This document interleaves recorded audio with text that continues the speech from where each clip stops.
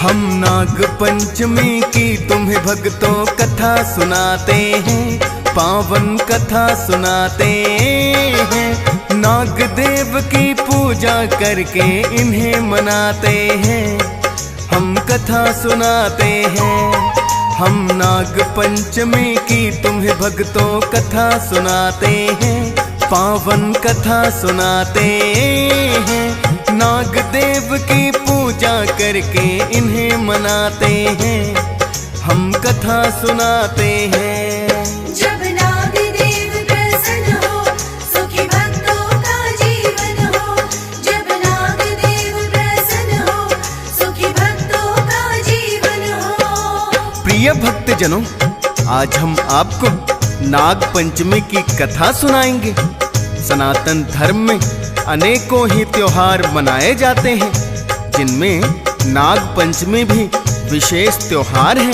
कहते हैं आज के दिन नाग देवता की पूजा करने से घर में अन्न धन की वृद्धि होती है एवं सर्प दंश का भय नहीं रहता। प्रिय भक्तों, आज इस कथा के माध्यम से हम बताने की कोशिश करेंगे कि नाग पंचमी का त्योहार क्यों मनाया जाता है और इसकी व्रत कथा भी आपको सुनाएंगे।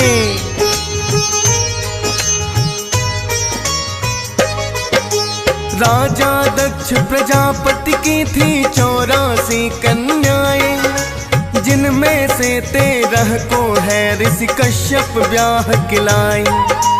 अदिति दिति तनु काष्ठा है अरिष्ठा और सुरसा, यामिनी ताम्रा सुरभि पतांगी कद्रू और विनता।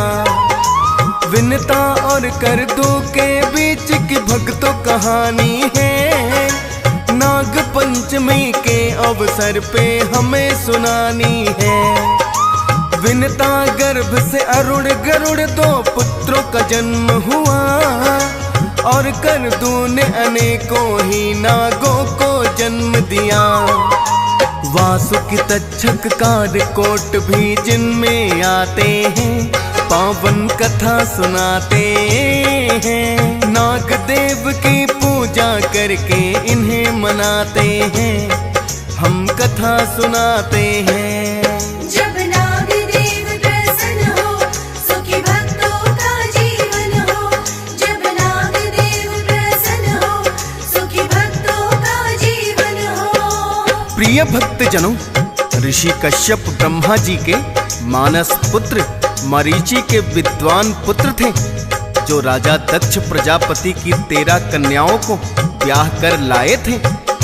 मुख्यतः इन्हीं कन्याओं से सृष्टि का विकास हुआ और ऋषि कश्यप सृष्टिकर्ता कहलाए। ऋषि कश्यप सप्त ऋषियों में प्रमुख माने जाते हैं। इन सप्त ऋषियों के नाम हैं वशिष्ठ, कश्यप, अत्रि, जमदग्नि, गौतम, विश्वामित्र और भरद्वाज। प्रिय भक्तों, जिस प्रकार दिति गर्भ से दैत्य, आदिति गर्भ से देवता उत्पन्न हुए, इसी प्रकार विनता गर्भ से 2 पुत्र अरुण जो सूर्य देव के सारथी बने, एवं गरुड़ जो विष्णु जी के वाहन बने, और कद्रू गर्भ से बहुत से नागों की उत्पत्ति हुई, जिनमें प्रमुख 8 नाग थे: शेष, वासुकी, तक्षक, कारकोट, पद्म, महापद्म, शंख और कुलिक। प्रिय भक्तों, एक दिन विनता और करदू ने उच्चे श्रवा घोड़े को देखा, जो कि सागर मंथन के 14 रत्नों में एक है।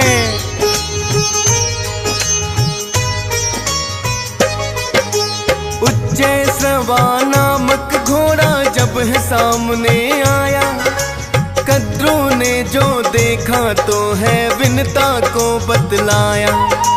रंग तो है श्वेत घोड़े का, पूंछ है इसकी काली। विनता ने कद्रू की बात ये हंस करके टाली। बोली विनता, अश्व ये पूरा श्वेत रंग का है, जरा गौर से देखो क्या तुमको नहीं दिखता है। लेकिन कद्रू अपनी बात पर अड़ ही जाती है, और विंता को मिथ्या साबित करना चाहती हैं। कद्रू को फिर अपने पुत्र याद आ जाते हैं, पावन कथा सुनाते हैं। नागदेव की पूजा करके इन्हें मनाते हैं, हम कथा सुनाते हैं। जब नाग देव प्रसन्न हो, सुखी भक्तों का जीवन हो। जब नाग देव प्रसन्न हो, सुखी भक्तों का जीवन हो। प्रिय भक्तजनों, कद्रू और विंता के बीच शर्त लग गई। विंता घोड़े को श्वेत रंग का बता रही थी और कद्रू उसकी पूंछ को काले रंग का बता रही थी। कद्रू ने बात को सच सिद्ध करने के लिए अपने नाग पुत्रों को आदेश दिया कि तुम सूक्ष्म रूप बनाकर घोड़े की पूंछ से लिपट जाना, ताकि उसकी पूंछ काली नजर आए और मैं शर्त जीत जाऊं। कुछ नागों ने तो उसकी बात मान ली, किंतु कुछ ने इस झूठ में माता का साथ देने के लिए मना कर दिया। तो कद्रू ने क्रोधित होकर उन्हें अग्नि में भस्म होने का श्राप दे दिया।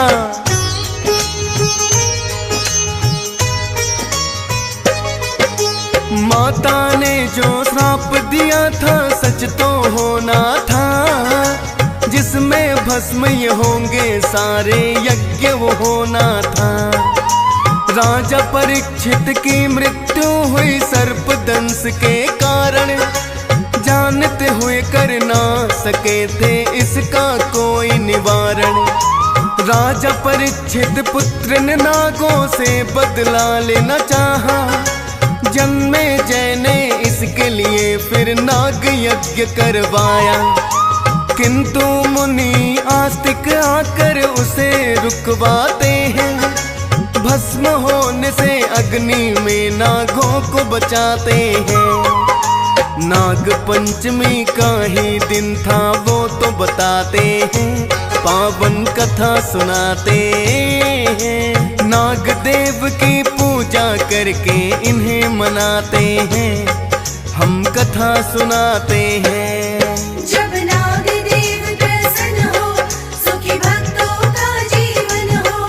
जब नाग देव प्रसन्न हो, सुखी भक्तों का जीवन हो। प्रिय भक्तजनों, जब कलयुग ने राजा परीक्षित से रहने की आज्ञा मांगी तो उन्होंने कलयुग के रहने के लिए 5 स्थान दिए, जिनमें से स्वर्ण भी एक था, क्योंकि राजा परीक्षित ने स्वर्ण मुकुट पहना हुआ था तो उनकी मति भ्रष्ट हो गई और उन्होंने ऋषि शमीक के गले में एक मृत सर्प को डाल दिया, जिसका प्रतिकार लेने के लिए उनके पुत्र श्रृंगी ऋषि ने श्राप दे दिया कि आज से ठीक 7 दिन पश्चात सांप के काटने से तुम्हारी मृत्यु हो जाएगी। राजा परीक्षित जानते हुए भी कोई उपाय ना कर सके और सर्पदंश से उनकी मृत्यु हो गई।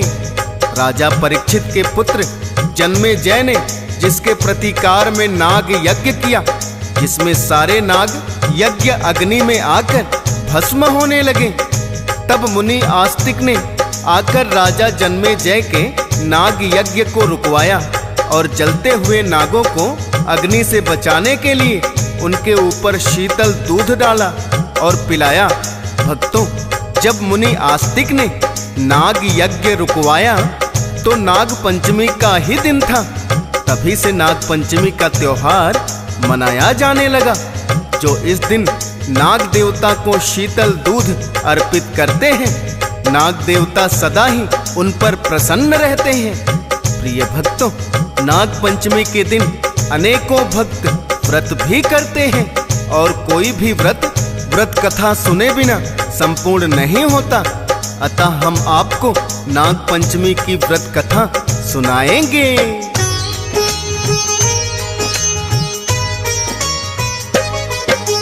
किसी नगर में रहता था एक सेठ बड़ा साहूकार, सब खुशियों से भरा हुआ था उसका तो घर बार।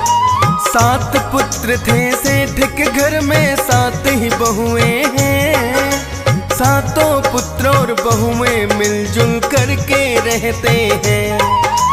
एक बार जब नाग पंचमी का आया त्योहार, अपनी सातों बहुओं से कहने लगा साहूकार। नाग पंचमी आई घर की करनी सफाई है, और मिट्टी भी लाना क्योंकि करनी लिपाई है।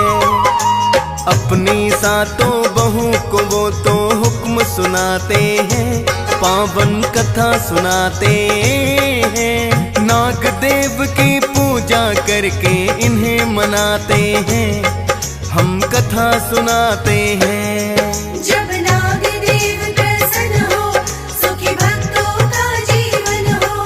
जब नाग देव प्रसन्न हो, सुखी भक्तों का जीवन हो। प्रिय भक्तजनों, सेठ की बात सुनकर सातों बहुएं डलिया और खुरपी लेकर एक जगह से मिट्टी लाने के लिए चली जाती हैं।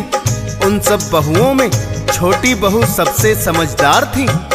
जब वो सभी मिट्टी खोदने लगी तो बड़ी बहू के आगे एक सर्प आ जाता है। बड़ी बहू जैसे ही उस पर खुरपी चलाने लगी तो छोटी बहू ने तुरंत हाथ पकड़ लिया और कहने लगी, ये बेचारा निर्दोष है, आप इसे मत मारो, कहीं दूसरी जगह से मिट्टी खोद लो। इतना सुनकर बड़ी 6 बहुएं दूसरी ओर मिट्टी खोदने चली जाती हैं, किंतु छोटी बहू सर्प से हाथ जोड़कर कहती है, हे भैया, मेरी बड़ी जेठानी की भूल को क्षमा कर देना और तुम यहीं रहना, मैं तुम्हारे लिए दूध लेकर आती हूँ।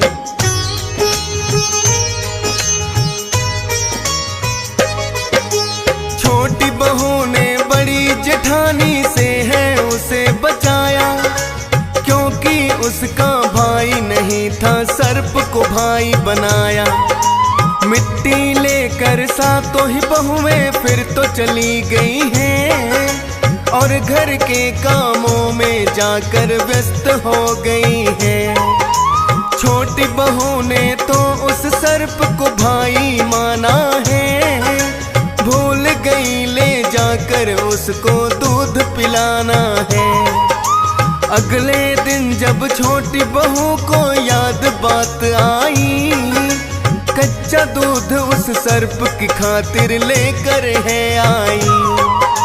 किंतु नाग देव उस पर क्रोधित हो जाते हैं, पावन कथा सुनाते हैं। नाग देव की पूजा करके इन्हें मनाते हैं, हम कथा सुनाते हैं। जब नाग देव प्रसन्न हो, सुखी भक्तों का जीवन हो। जब नाग देव प्रसन्न हो, सुखी भक्तों का जीवन हो। प्रिय भक्तजनों, छोटी बहू से क्रोधित होकर वो सर्प कहने लगा, तुमने मुझे यहीं रुकने के लिए कहा और कल से मैं तुम्हारी प्रतीक्षा कर रहा हूँ। तब छोटी बहू हाथ जोड़ते हुए बोली, भैया मुझे क्षमा कर दो, मैं घर के कामों में व्यस्त होने के कारण आपके लिए दूध लाना भूल गई। छोटी बहू की बात सुनकर सर्प कहने लगा, क्योंकि तुमने मुझे भैया कहा है, इसलिए अपनी छोटी बहन समझकर तुम्हें क्षमा कर रहा हूँ। फिर सर्प ने छोटी बहू का लाया हुआ दूध ग्रहण किया।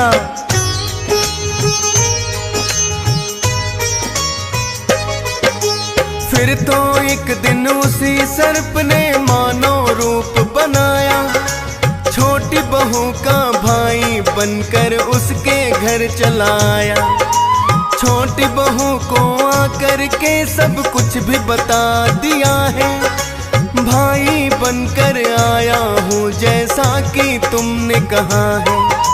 साहूकार को भी तो सर्प ने ऐसा ही बतलाया, छोटी बहू का भाई हूँ मैं जो परदेश से आया। इसीलिए तो पहले अपनी नहीं हुई मुलाकात, बहुत दिनों में आया बहन को ले जाऊंगा साथ।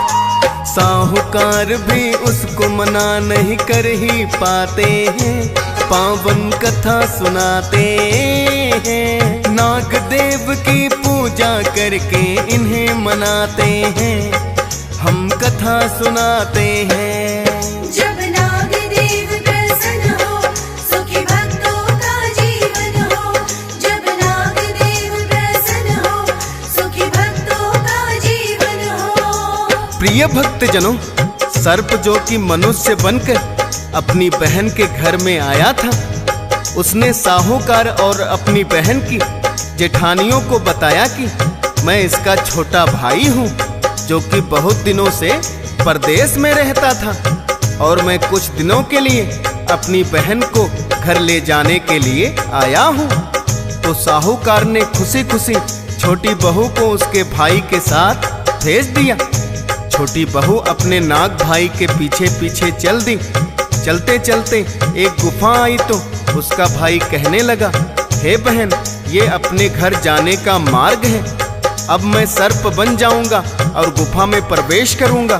तुम मेरी पूंछ पकड़कर भीतर चले आना। छोटी बहू ऐसा ही करती है।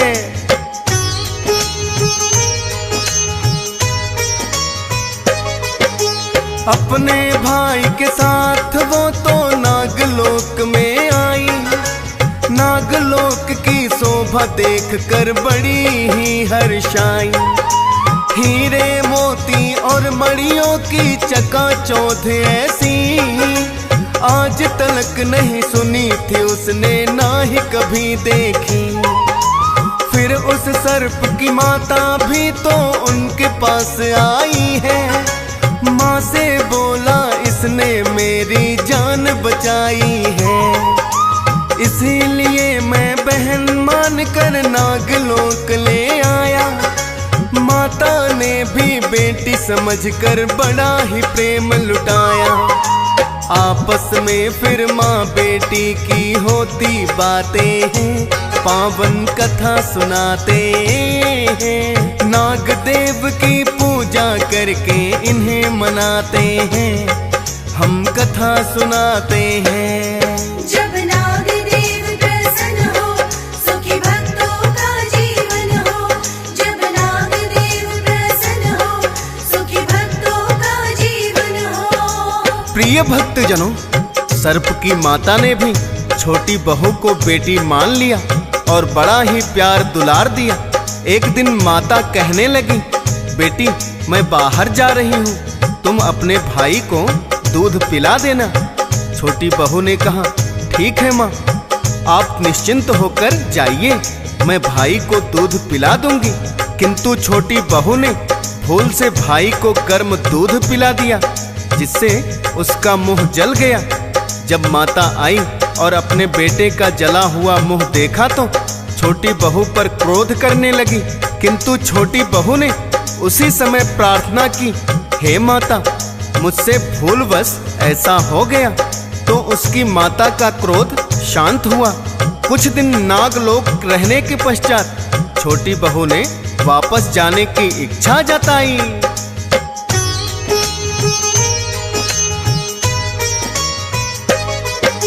माता और भाई ने उसको फिर तो विदा किया है। सोना चांदी 1,9,00,000 हार भी उसे दिया है। छोटी बहू अपनी ससुराल में वापस आई है और भाई का दिया हुआ धन साथ मिलाई है। उसकी जेठानियों को फिर तो अचरज बड़ा हुआ। 1,9,00,000 हार जो गले में उसके पड़ा हुआ। हीरे मोती जड़ा हुआ वो हार बड़ा ही खास। ऐसा हार तो होता नहीं है किसी रानी के पास। आपस में फिर सभी जेठानी करती बातें हैं, पावन कथा सुनाते हैं। नाग देव की पूजा करके इन्हें मनाते हैं, हम कथा सुनाते हैं। जब नाग देव प्रसन्न हो, सुखी भक्तों का जीवन हो। जब नाग देव प्रसन्न हो, सुखी भक्तों का जीवन हो। प्रिय भक्तजनों, सभी जेठानियां आपस में बात करने लगी कि इसका भाई तो बहुत धनवान है, न जाने परदेश से कितना धन कमा कर लाया है, जो अपनी बहन को इतना सारा धन दिया है। और छोटी बहू ने जो हार पहना था, वैसा हार तो उसकी जेठानियों ने कभी सपने में भी नहीं देखा। जब छोटी बहू हार पहनकर चलती थी तो उसके रूप में 4 चांद लग जाते थे। धीरे धीरे उसके हार के चर्चे होने लगे और बात राजा और रानी तक भी पहुंच गई। रानी राजा से कहने लगी, साहूकार की छोटी बहू का हार मुझे किसी भी कीमत पर चाहिए।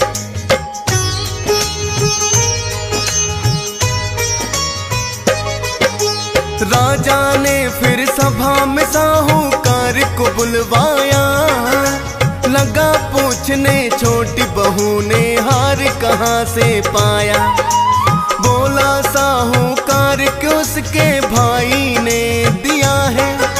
कहने लगा राजा, बोलो तुम हार की कीमत क्या है। साहूकार बोला के चीज जो मायके से आती है, उसकी कीमत राजन कहाँ लगाई जाती है। छोटी बहू अपने भाई का दिया हुआ उपहार आपको दे देगी, इसके ना लगते हैं आसान। फिर तो राजा छोटी बहू को भी बुलवाते हैं, पावन कथा सुनाते हैं। नागदेव की पूजा करके इन्हें मनाते हैं, हम कथा सुनाते हैं। जब नागदेव प्रसन्न हो, सुखी भक्तों का जीवन हो। जब नागदेव प्रसन्न हो, सुखी भक्तों का जीवन हो। प्रिय भक्तजनों, राजा ने छोटी बहू को भी सभा में बुला लिया और कहने लगा, तुमने जो हार पहना है उसे रानी पहनना चाहती हैं। मैं तुम्हें इसके बदले में बहुत से हीरे मोती और सोना चांदी दूंगा, किंतु वो हार अपनी रानी के लिए मुझे चाहिए। छोटी बहू हार देने के लिए मना कर देती हैं।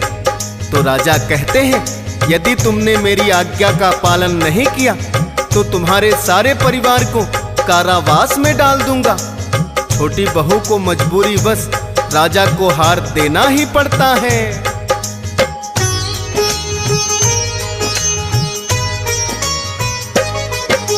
हार ले लिया छोटी बहू का, हुई है बड़ी निराश।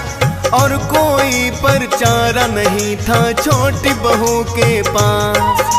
राजा हार लेकर महल में शाम को जब आया, रानी से कहने लगा, मैंने हार वो मंगवाया।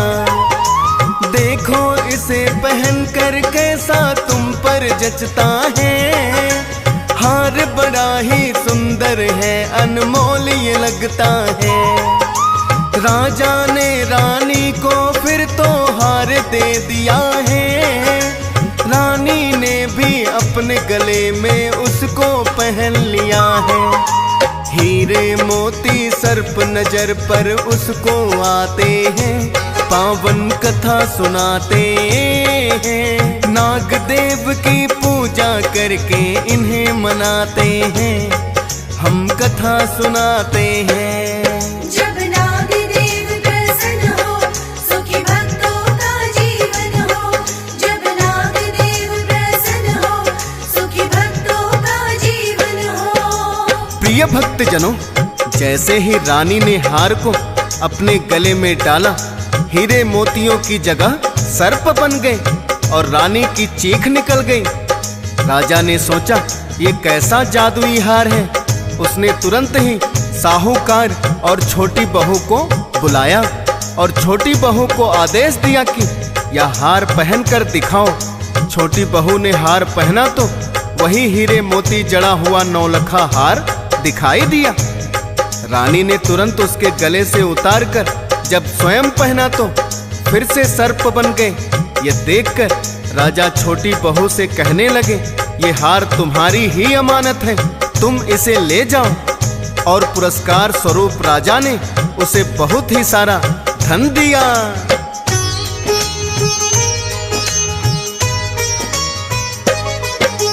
छोटी बहू को दिए राजा ने अनेकों ही उपहार।